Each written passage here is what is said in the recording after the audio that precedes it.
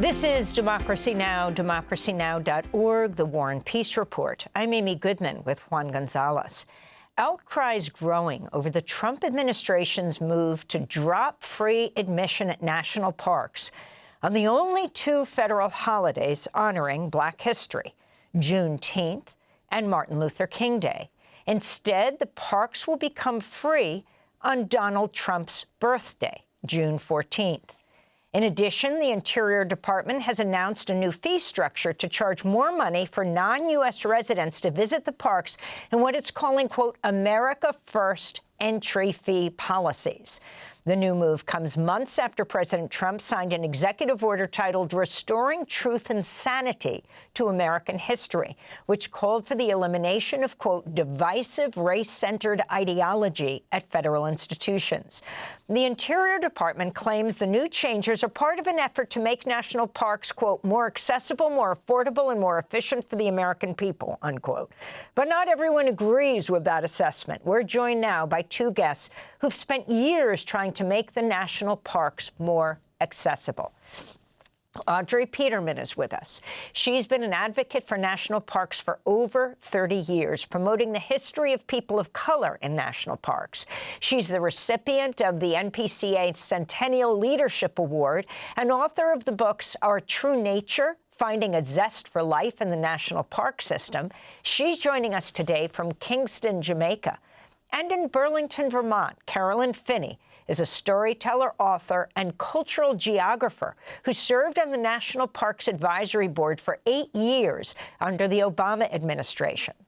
She's the author of the book, Black Faces, White Spaces, Reimagining the Relationship Between African Americans and the Great Outdoors. She's currently a scholar artist in residence in the Franklin Environmental Center at Middlebury College. We welcome you both to Democracy Now! Carolyn Finney, let's begin with you. First, your simple response to what has just been announced, that no longer will there be free admission to the national parks on Martin Luther King's birthday and the celebration of the end of slavery, Juneteenth.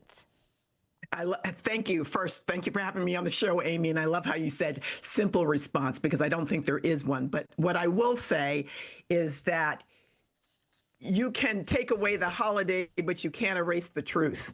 And it's not going to change how we feel, not just as Black Americans, but Americans in general, about honoring our history, because our history tells us who we are. So somewhere in my mind, it actually doesn't matter, not in the way that I think he hopes it matters. That's my simple response. And Audrey Peterman. Sorry, Juan.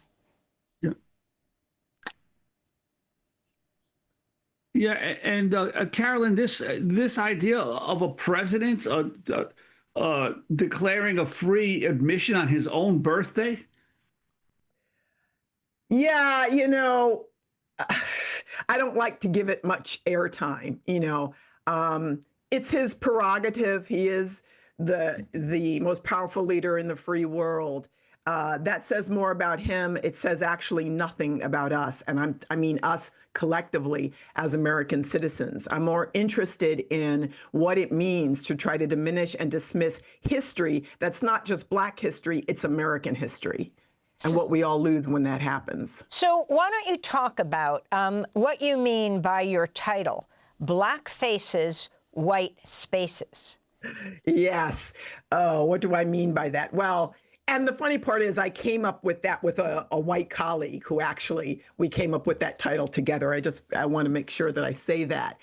I was really pointing to when I was interested in looking at national parks in particular, it's because national parks historically were created as a way to represent American identity in the world. We didn't have the old cathedrals of Europe, 400 years ago, but what we had were spaces like the Grand Canyon and Yosemite and the Everglades and Yellowstone.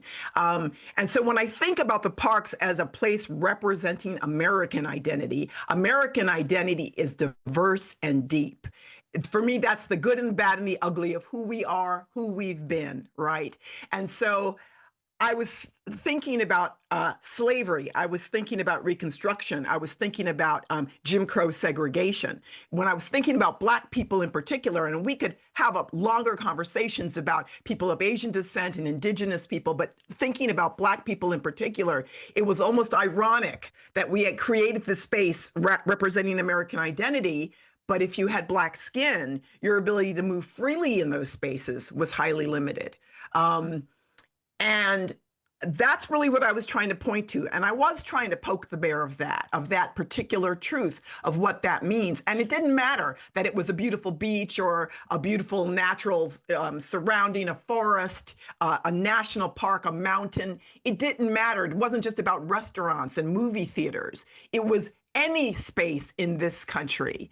And we still have it. It's still present. It's buried deep in some of our legislation. It's buried deep in our cultural mores. It's buried deep in who we are. We still believe certain people shouldn't be living in certain neighborhoods. Certain people shouldn't be landowners. When you look about the history of farming and Black farmers and their inability to get financial support for the work that they were doing. We've been doing this for a very long time. And just because you're out in the natural environment doesn't change that. So I wanted to point to that because the other side of that is the magnificence of those spaces, the beauty of those spaces, the fact that as American citizens, we pay taxes to support those spaces. And I believe we should be doing that. They tell us something about who we are. They tell me something about who I am and the idea that my movement can be limited. And I'm not saying that somebody can say to me, I can't walk into the park, but it's also about behavior. It's also about the way I've been stared at, the way people can feel uncomfortable about you because of the way you look. They know nothing about you, but they make assumptions about you. I want to tell you something else. That book was on a park shelf at some national park service center, and I'm not sure where. And I got an email once, a couple of years ago, from a woman who described herself as Sarah the Great. She described herself as being white, and she said when she saw that book, she removed it and put something else in front of it and told me to stop being racist. And, I initially got really angry about that. But over time, I've come to really feel some compassion for Sarah the Great. Because I realized Sarah the Great never cracked the cover. I don't talk about or try to diminish the experience of people who identify as white, right? But whiteness is about power, as James Baldwin said. What I'm interested in is making space for all of our stories. And the reality is, I'd love to sit down with Sarah the Great and say, what was it that antagonized you about that? What came up for you? Her response to me said more about her than it did me. And I'm interested in that conversation so we can start to bridge that divide. I'd like to bring Audrey Peterman into the conversation.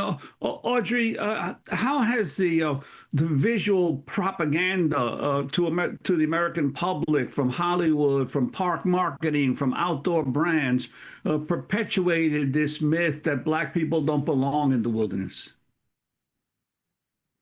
Well, I would say that in building, helping to shape the public narrative, that has been true.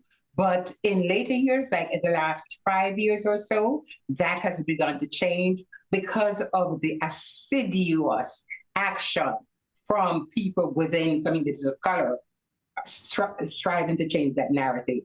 Room Map at Outdoor Afro actually has a line of outdoor clothing for people of color. So we've moved a long way from that.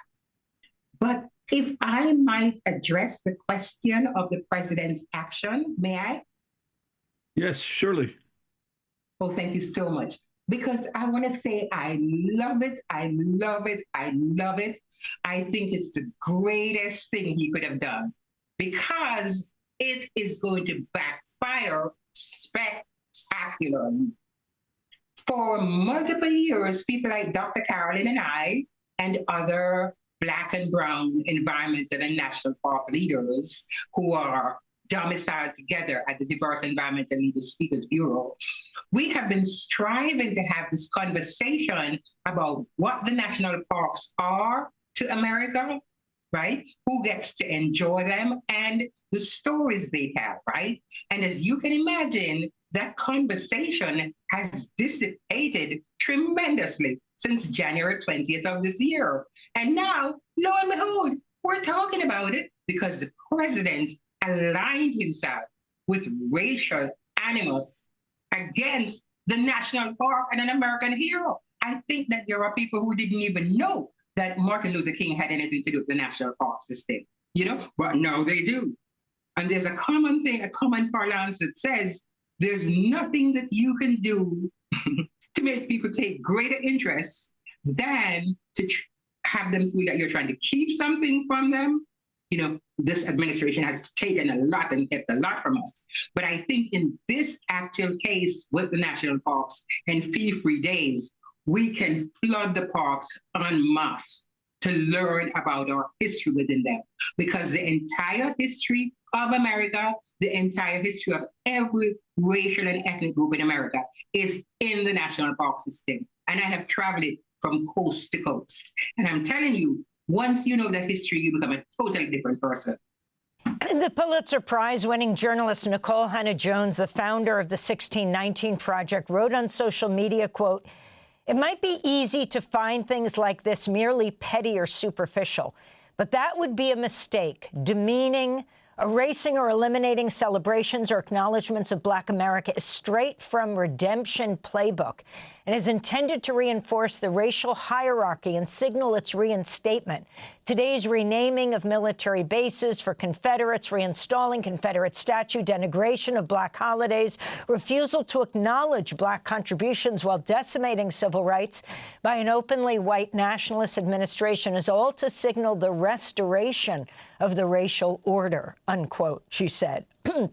And I wanted to ask you, Audrey Peterman, data collected from the National Park Service revealed Latinos and Asian Americans made up less than 5% of visitors to U.S. national parks, and less than 2% visitors identify themselves as African Americans.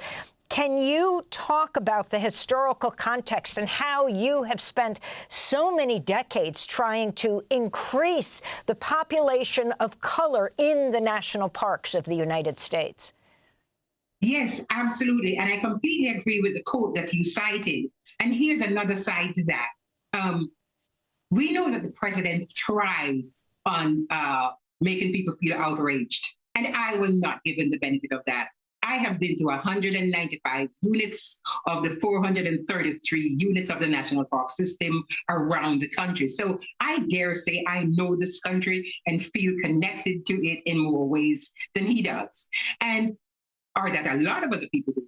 And that's why we have been trying to get the word out, particularly to Americans of color, to say, look, you need to embrace the national parks, get to know about the national parks, and visit them in order to see the tremendous historic contributions and legacy that your ancestors have left here. So I think that there's a lot of there's a very false understanding about America and also about the national park system. And I will tell you this: you know that old story about the 6 blind men who went to see the elephant? They'd heard about this amazing animal, and one fell against its flank and said, "Oh, it's a wall," and the other one felt its trunk and said, "Oh, it's a snake." That is kind of what we're like in America now. And the national park system provides the anatomical material of what our country is. And this is why we've been trying to get the word out for 30 years, ourselves and many other people. But it's a heavy lift to let 150 million people who don't know about the national parks. And when they hear about a national park, they probably only think of that little playground down the street. And they don't know that, Yellowstone can hold New York City 11 times. And Yellowstone has half of all the geysers on Earth. They don't know that the Buffalo Soldiers were the ones who saved the giant sequoias in Sequoia National Park and in Yosemite National Park. There are millions of people from all over the world come to see these 3,000-year-old giants that were alive at the time Jesus walked on Earth.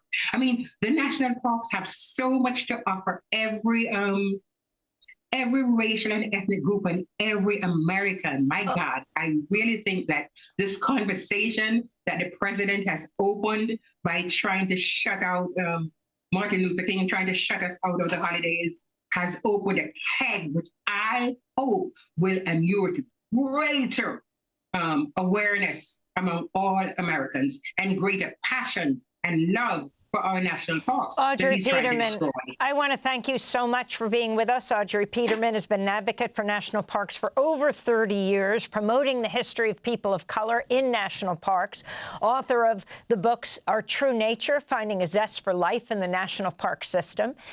Carolyn Finney, thank you as well, joining us from Burlington, Vermont, author of Black Faces, White Spaces, Reimagining the Relationship Between African Americans, The Great Outdoors, served on the National Parks Advisory Board for 8 years under the Obama administration, now teaches at Middlebury College in Vermont. Thanks for watching Democracy Now! On YouTube. Subscribe to the channel and turn on notifications to make sure you never miss a video. And for more of our audience-supported journalism, go to democracynow.org, where you can download our news app, sign up for our newsletter, subscribe to the daily podcast, and so much more.